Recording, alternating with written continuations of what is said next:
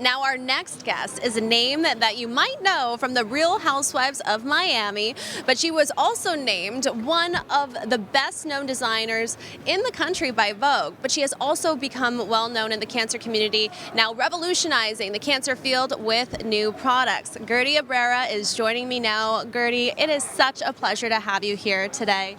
Thank you so much. I am still pinching myself. This is super surreal. I mean, especially, for you, you are a breast cancer survivor. You were diagnosed in March last year, but we saw all of this play out live on The Real Housewives of Miami. Walk me through that process. I mean, learning about your diagnosis while the lights, camera, your castmates, everybody was there, and then also going through the process. It was a very hard decision, actually, because, I had to be protective of myself, my family, and everything around me. But something, and that's maybe the men upstairs that said, you know what, this is something you have to do.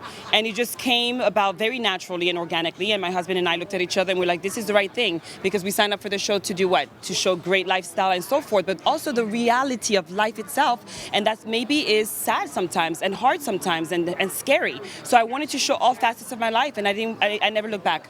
Amazing. So that was your decision, to use your platform and bring awareness to this cause. 100%. The timing could not have been more on time, as far as from the diagnosis to literally the last episode, me walking into getting chemo. So you have to tell yourself, this is me showing a full-bodied experience of something that's really scary.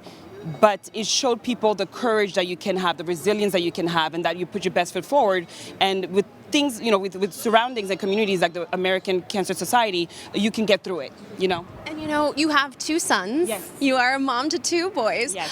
How was that, going through the diagnosis, going through the treatment? I mean, you actually shaved your head on camera, and you were balancing this while also being a mom to your boys. How was that? Protective mode, so you don't see my sons on screen a lot, and that was a very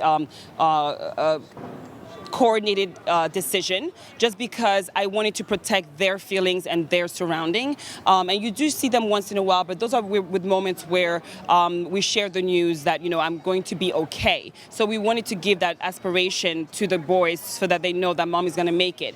And to be honest, I didn't even think I was going to have any kind of scary episodes, because I was only stage 1B. But then, given the chemo, my body actually rejected the first round, and I ended up getting a blood clot from it. So you can't predict that you're going to be okay, but I had to say it to my boys so that it didn't put a damper on their spirit. So it was something that I decided to do. And actually, my husband is the one that broke the news to them about what I had, because I was too emotional to even break it to them myself.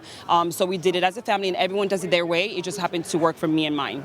Oh my gosh, this is truly such a heartfelt story. But you're cancer-free now. Oh yes, we're celebrating every day. And we are so happy to have you join us, sharing your touching story. Thank you so much, Guerdy. It was a pleasure speaking with you. Thank you for having me. We're appreciating being here, and the American Cancer Society is such an amazing organization. I'm just happy to help represent. Great. Thank you so much.